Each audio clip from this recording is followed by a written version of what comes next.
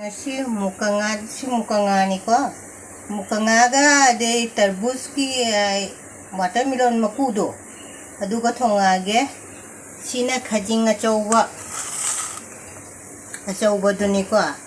Kai nga se mathen ahum leire haba. Aduga sina rau se mayam na nga toi thong charo haibado. Adu rau se nga toi oina thongage de marin khaba se ngauroi kari khamen leite ngasi thongage thongba se ularoi ge chaba dum ulage semdo e ko nga do matum do semdo ga je ga ina jainganga thunga moroko tole de sina muka nga se khaibo khara baja taurage khara tarbuja makuga thongage tarbuja maku siga laire de khajing du soina tole abadu tole jangang morok thum tole ya muji nga toy thongdro bani na khoi gi nakupi khara hauri se le lage ko akoi nakupi ni se aina kha thajaba chaubi jo ngori uji ya tra jeong khajing se chaubi ni ko kilo da cha kai no ni ko cha ni pan la sang ni ti ni jinga muka nga ka ngau loi re thong là ngầu này cái khang cái xí ngang ngầu là cái ôi nè xí khang cái ôi là bún cái thùng máy nó xem này có thùng đun xem bao thùng máy nó em mới khang thao hấp cái đấy quá thì lâu phải hấp cái gì nhà cũng đi hấp cái gì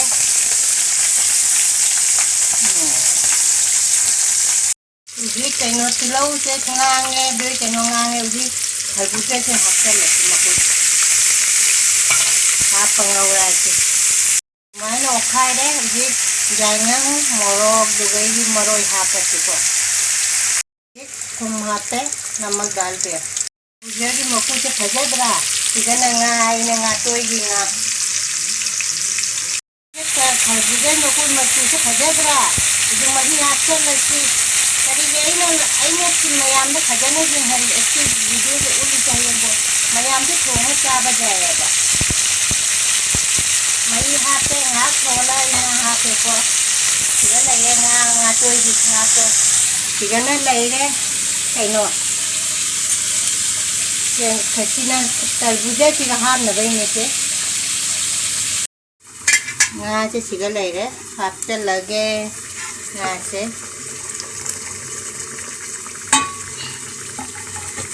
hape siga jongcha su hape ko hana nga tu thong ya ju hiram de nga tu thong se dikta haire yengo tarbuja gi maku do phajadra yengo mayam jamna hawada mandra sona nga tu nga tu sidi thong bo ut kharabne duna jamna nga tu se jengandra bane padigom hapcha lasi thong gi su loire mule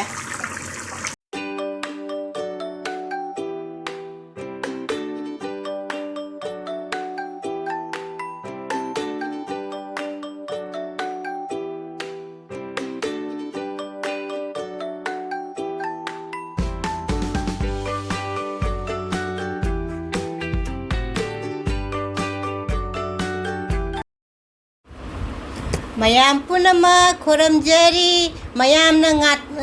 ngatoi thongba charau haibado adu ngasi ngatoi thongba ni ko duga aina ne kharbuja gi makudo aduga de muka nga ga khajinga thongba siga laire sina ngatoi da jongcha alu hamna ngatoi thongba ni sina kharbuja ni ko sina kharbuja makuna ina chia thonge de kaino dana slat na tilau ga khamen chimbi se akhoi da pan bani ko de jongchak angobom ga dugai nga baja nga ataw bane asia mamam ga mayam punamak ahamba se lai da khara kat lage ko ai lai da khat laga dum de tarbuja thong ba che nga kha se thong ba che asi mayam da ni lak to je khajing ga loina na mayam punamak di chaba haura se je maya ahamba chakum se mayam di lake ko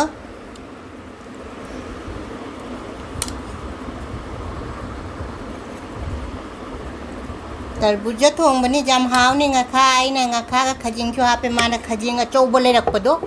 adugi ne adune aba thongbase te khamen chembi che akhoi kaino da pan mani ko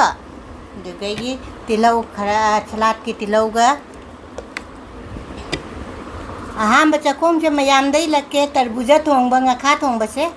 nga ga loina nei leimi ko aina ahamba chakom je se nang ju ilodana se lai da kat khram ahamdu mayam punam cha ji ngasi jam haw ga da male ko cha ki jam la me ko cha ra si mayam chamina ra si haw go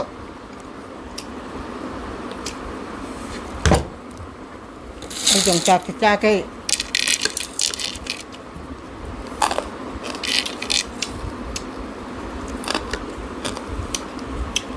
haw ai bo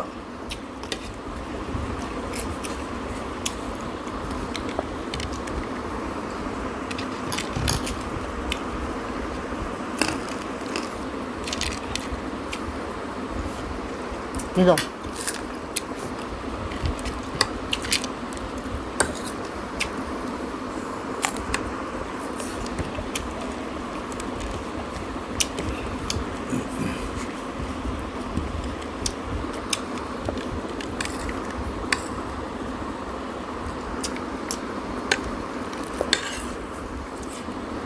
사진을 써보네요.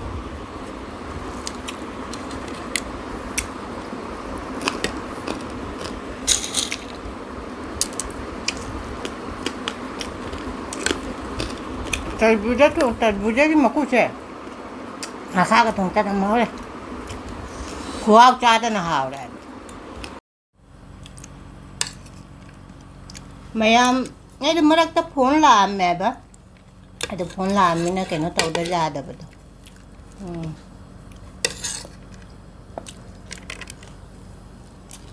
हाँ तरबूजा की मकू का खा का थोंग जमा में lông tặc nó mình chấm biết chấm mình chấm như này chỉ có ngon chấm ai chấm có ngon gì rồi khơi chấm lá đã thả vào đó được rồi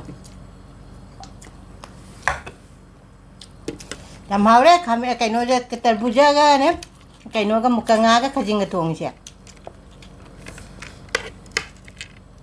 kami chấm biết sao khơi làm ra cái pan cái thả vào ha khơi chum này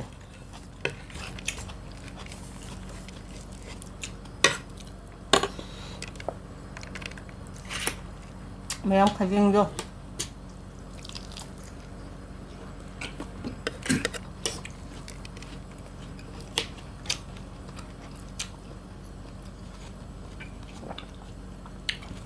ay nam na pura imi ko magunda ay na mayam na hayay do ay di nga ka ataw bam si jawli ko ay si hayaw dala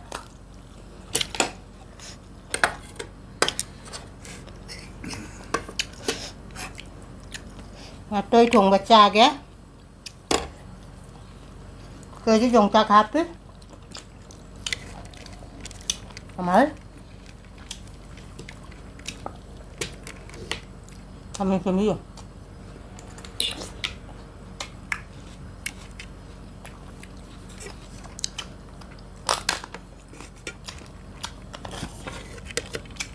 makaya sang ba video da chakcha nungai ta chumbu di chumme ba video da chakcha nungai ta koi di dum cha ga me ka sum tau de na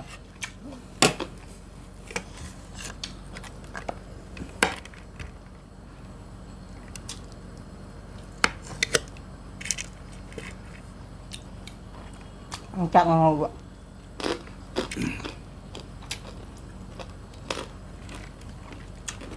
thấy không mấy em xin tôi chỉ dầm hồi mấy hồi quá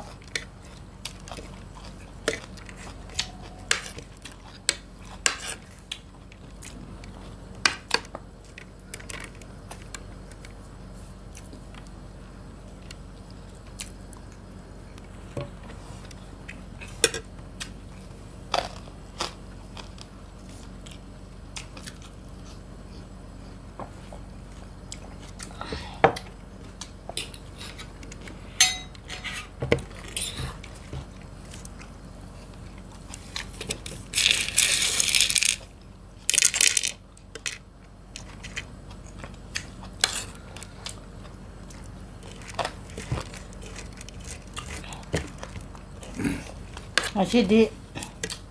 khwao cha dan hao re do kari hai no khwao cha dan hai do re kari hai no ขวาวมา khwao ma hai hai do ra จ้าดา jam na hao re se kamai hai ni mi te yon ไอ้พัมเลยจะได้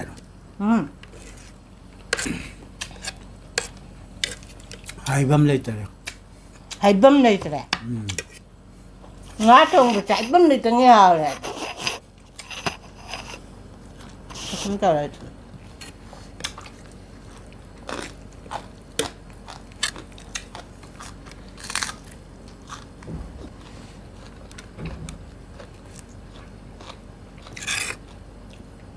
Hello, YouTube.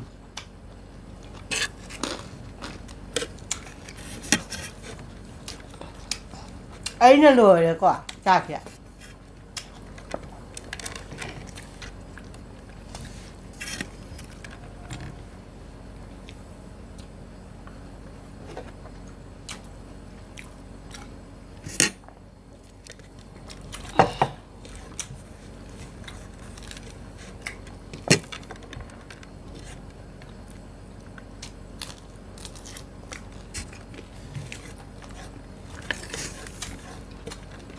Khajing chứ dầm hòm này quả.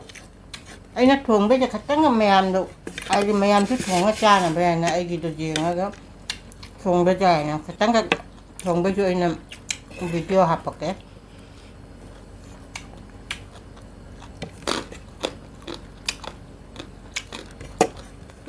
Em hỏi ấy dùng chặt xưa.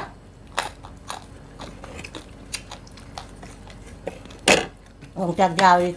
Jangan hau-hau tu pak.